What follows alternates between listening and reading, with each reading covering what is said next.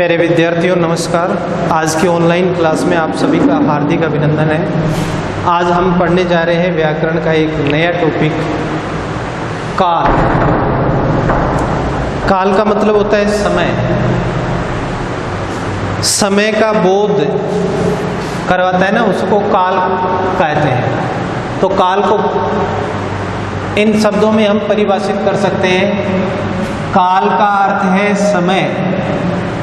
काल का अर्थ है समय। क्रिया के जिस रूप से कार्य के संपन्न होने के समय का बोध होता है उसे काल कहते हैं। क्रिया के जिस रूप से कार्य के संपन्न होने का समय बोध होता है उसे काल कहते हैं। क्रिया के जिस रूप से कार्य के संपन्न होने का बोध होता है उसे काल कहते हैं।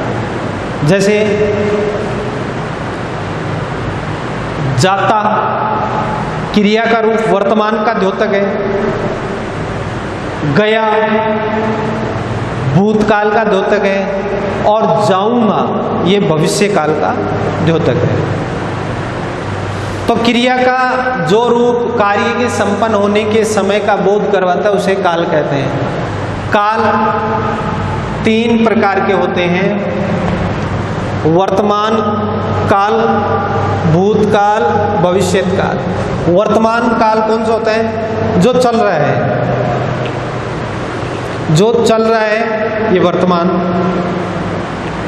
भूत जो बीत गया वो भूतकाल, और जो आगे आएगा समय वो भविष्यत काल।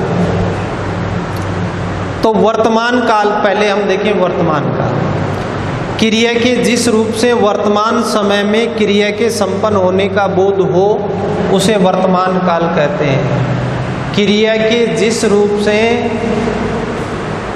वर्तमान समय में क्रिया के संपन्न होने का, यानी क्रिया के जिस रूप से हमें ये बोध हो कि कार्य वर्तमान समय में संपन्न हो रहा है उसको हम कहते हैं वर्तमान काल।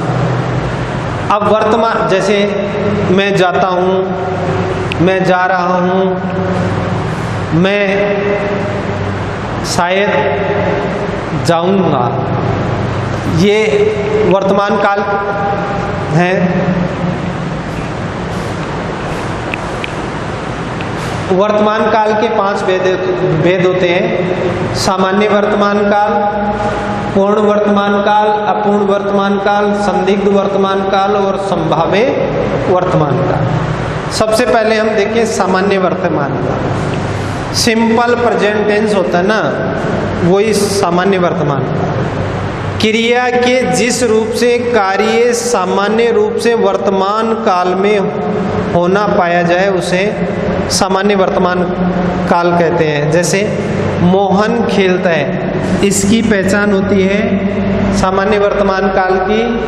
ता है, ती है, ते है। मोहन खेलता है, लड़के खेलते हैं, राधा खेलती है, लड़कियां खेलती हैं। ये ता, ती, ते ये जो आते ना ये सामान्य वर्तमान काल में होते हैं। क्रिया के जिस रूप से कार्य सामान्य रूप से वर्तमान काल में संपन्न होने का बोध होता है उसे वर्तमान काल, सामान्य वर्तमान काल कहते हैं। फिर पूर्ण वर्तमान, शब्द से ही समझ में आ रहा है।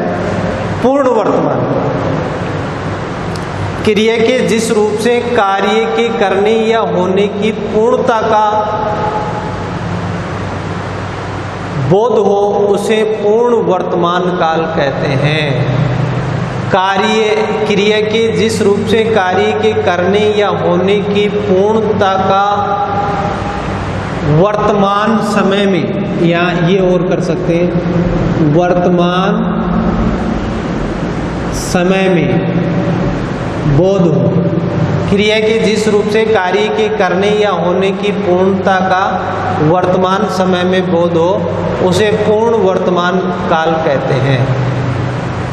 जैसे मोहन ने खाना खा लिया है, वर्तमान कार्य संपन्न हो गया, पूर्ण हो गया, ये पूर्ण वर्तमान काल। कार्य की संपन्नता का बोध होता है। कार्य के पूर्ण होने का बोध होता है वो पूर्ण वर्तमान। अपूर्ण जो आधा हो गया और आधा हो रहा है वो अपूर्ण। क्रिया के जिस रूप से कार्य के वर्तमान समय में होते रहने का बोध, होते रहने का मतलब निरंतर कार्य जारी है, कुछ हो गया और कुछ हो रहा है, निरंतरता का बोध होता है, उसे अपूर्ण वर्तमान काल कहते हैं। अपूर्ण का मतलब अधूरा, कार्य जारी है अभी पूरा नहीं हुआ, जैसे मोहन खेल रहा है, जारी है उसका, इसलिए ये अपूर्ण वर्तमान काल में रखा जाएगा। फिर आता है संदिग्ध। संदिग्ध का मतलब संदेह, क्रिया के जिस रूप से कार्य के वर्तमान काल में संपन्न होने पर संदेह हो। ऐसा तो लग रहा है कि वर्तमान काल में ही हो रहा है, लेकिन वर्तमान काल में कार्य के संपन्न होने पर संदेह हो, उसे संदिग्ध वर्तमान काल कहते हैं। जैसे राधा खेल रही होगी, राधा खेल रही होगी, तो ये निश्चित नहीं कह सकते कि खेल रही है, खेल रही होगी, यहाँ संदेह उत्पन्न हो रहा है। तो जिन क्रियापदों में कार्य के वर्तमान काल में होने पर संदेह व्यक्त हो, वो संदिग्ध वर्तमान काल कहलाता है। फिर संभाव्य। संभाव्य मतलब संभावना, संभावना से संभाव्य बना है। क्रिया के जिस रूप से कार्य के होने की संभावना का बोध हो, उसे संभाव्य वर्तमान काल कहते हैं। क्रिया के जिस रूप से कार्य के संपन्न होने की संभावना का बोध हो, उसे संभाव्य वर्तमान काल। मोहन शायद खेल रहा होगा, संभावना, यह संभावना व्यक्ति, मोहन शायद खेल रहा होगा, ये संभावना है, इसमें संदेह है। देखो, राधा खेल रही होगी और खेल रहा होगा, मोहन शायद खेल रहा होगा, ये शायद, ये संभावना बोधक है ना। तो वर्तमान काल क्रिया के जिस रूप से कार्य वर्तमान समय में संपन्न होने का बोध होता है ना, वो वर्तमान काल कहलाता है।